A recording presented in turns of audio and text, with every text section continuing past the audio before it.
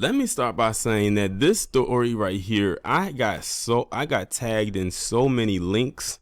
I got sent so many DMs about this recent development involving Brian Flores, the former head coach of the Miami Dolphins, and him taking a career risk move against the NFL. And it is a very risky one because I'm going to be honest. He most likely after this will never work in the NFL again. And that's probably what they were banking on in the first place. Or for him to just roll over and deal with it and get some low level position if he wasn't going to get a head coaching position again. But I think after this, they're probably going to wash their hands with him and they're going to be like, oh, we're done. So basically, they just needed a reason to get him out. Now, the last time I talked about Brian Flores was a couple weeks ago when he got fired as being the head coach of the Dolphins, and that was a controversial thing in itself. But now it has escalated to Brian Flores suing the NFL for racial practices. And this thing has so many moving parts. Like, it seems like there's something coming out every single day about the story. It's probably going to be some new stuff that's going to come out after this video ends up on my channel and y'all have watched it, and it'll probably be something new that comes out. But what we pretty much know so far is that he does plan on suing the NFL, and he does have receipts. And by receipts, I'm talking about some text messages that I'm going to show y'all in a little bit that he exchanged with Bill Belichick, who we, of course, know is the head coach for the New England Patriots. And basically what it was is that Brian Flores was supposed to be being interviewed for possibly becoming the head coach for the New York Giants. But then something happened and another coach got picked, and they basically were stringing him along. Like I said, it's a lot of things going on.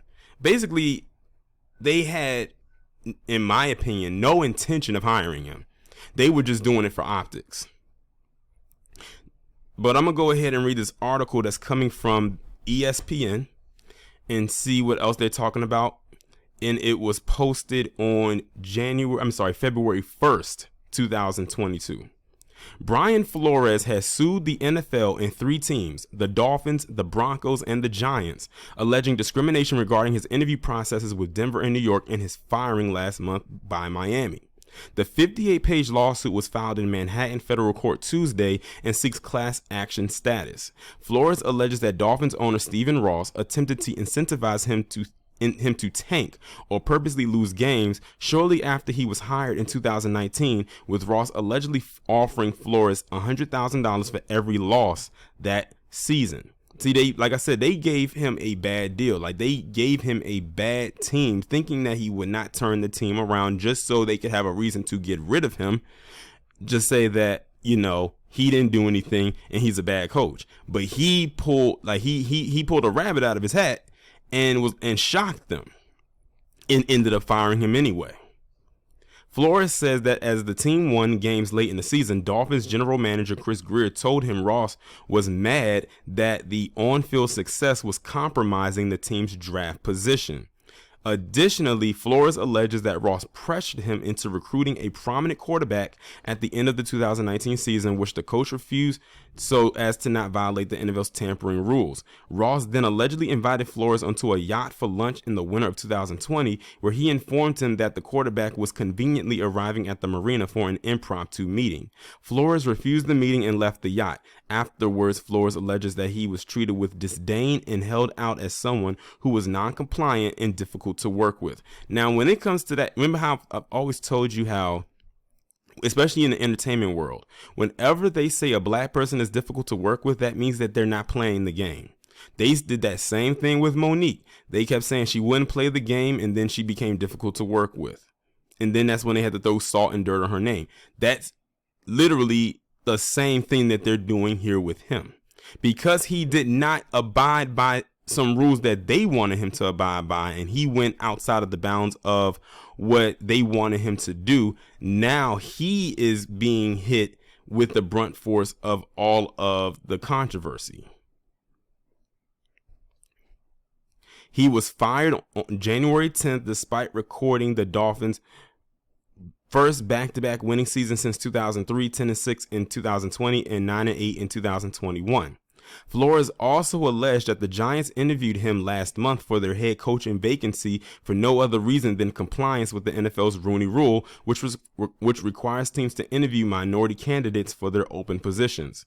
The league has amended that rule in recent years and now says teams must hold an in-person interview with at least one external minority candidate for any general manager or head coach opening. Flores alleged he spoke with Giants via Zoom on January 18th prior to the team hiring former Buffalo Bills assistant general manager Joe Schoen as its GM on January 23rd. He said that next day, Schoen finalized his interview date for January 27th, and Giants co-director of player personnel Tim McDonald texted Flores saying he hoped he would come in and win the effing job.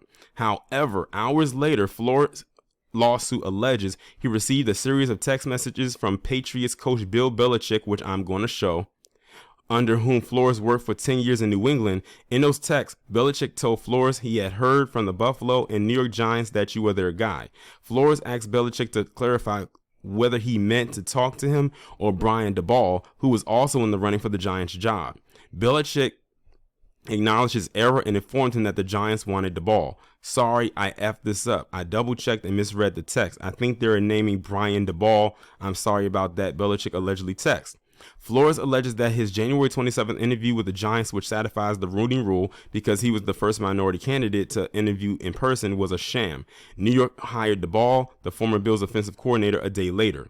Flores alleges that a similar scenario occurred when he interviewed with the Broncos for their head coaching job in 2019.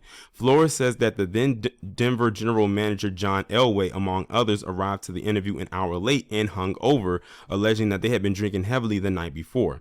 The Giants, Dolphins, and Broncos responded separately to the allegations Tuesday. The Giants said they were pleased and confident with their hiring process. We interviewed an impressive and diverse group of candidates, the team said.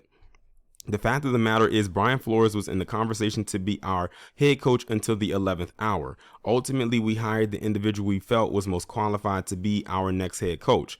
The Dolphins vehemently denied the allegations against them while noting that they are proud of the diversity and inclusion throughout our organization.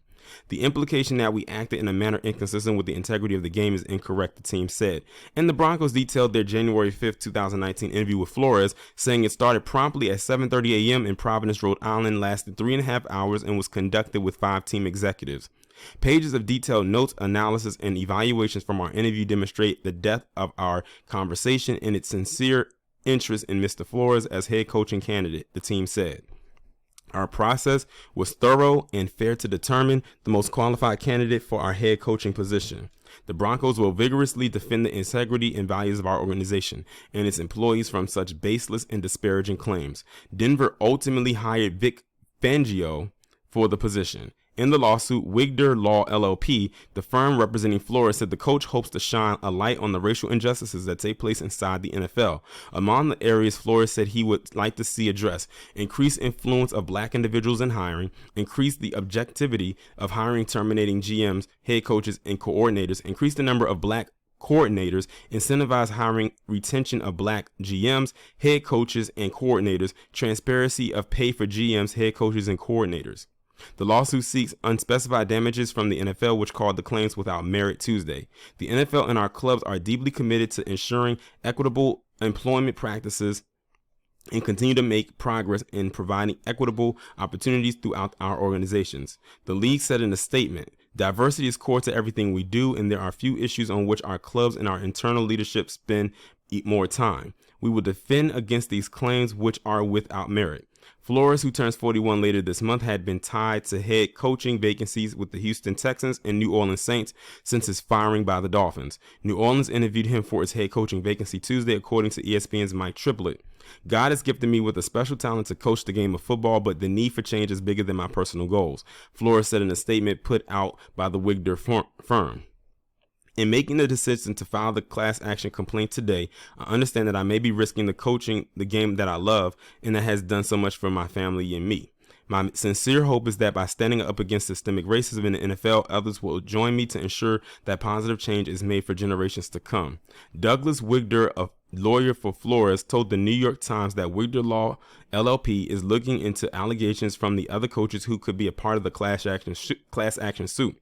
He noted that Flores reached out to the firm on the same day he received the Belichick text messages. So what I'm going to do now is I'm going to bring up those text messages. So here's a picture of, or a screenshot of those text messages that he was sent, or that he was talking to when he discussing when he was talking to Bill Belichick. So it says right here, and now the blue is Brian Flores and the gray of the black is Bill Belichick. He says, sounds like you have landed. Congrats. And then he says, did you hear something that I didn't? He says, Giants. He says, I interview on Thursday. I think I have a shot at it. He says, got it. I hear from Buffalo and New York NYG that you were their guy. Hope it works out if you wanted to. And he says, that's definitely what I want. I hope you're right, coach. Thank you. And he says, coach, are you talking to Brian Flores or Brian DeBall? Just making sure. Then over here, it says, sorry, I effed this up. I double checked. I misread the text. I think they are naming the ball. I'm sorry about that. BB. And then I think right here at the end, I don't know, I forgot what he put because it's cut off right here, but you can tell by this blue that he was responding back to him. So that's basically how he found out that he didn't get the position. That's how he found out, in a nutshell, that he didn't get it. That is messed up. That is messed up when you really think about it. You know, like basically, like I said, they were basically stringing him along. They probably had no intentions of hiring him. And because of his response, they just knew without the shadow of a doubt that he wasn't going to get it. They probably already knew that was the case. They probably already knew that he was not going to get that job. But they had to honor the Rooney Rule.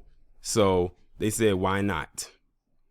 And because they felt he made a little bit of noise down in Miami, that it would have been in their best interest not to hire him. Now I'm going to say this. While this is messed up at the end of the day, Brian Flores, I have to say this.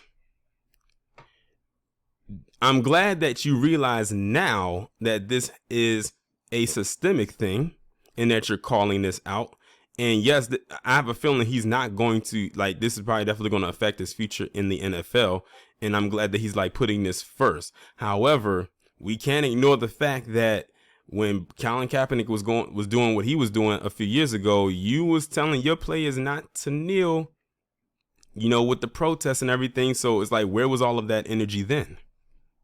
We understand that you're going through that now, but that's the thing. If you recognize what's going on then this right going on now should not even, you know, be a surprise to you. Not saying that this is a surprise to him, because I'm sure he sees it all the time. It's just that now it has touched him. So you just have to be extra careful.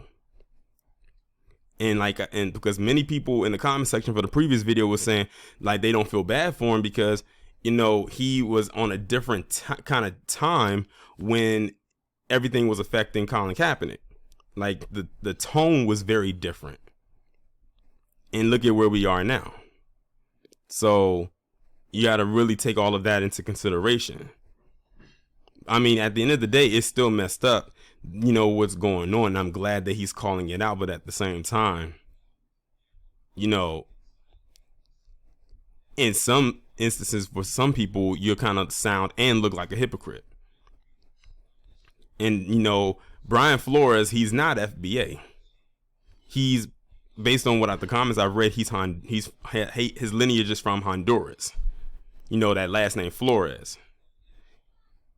So we'll see where this goes, but his future in the NFL in any capacity is looking kind of dim. But y'all let me know what y'all think about this down in the comments. Like, share, comment, subscribe. If you are new, make sure to hit that notification bell and have your notifications set to all to receive notifications whenever I upload a new video or go live. I will talk to you in the next one.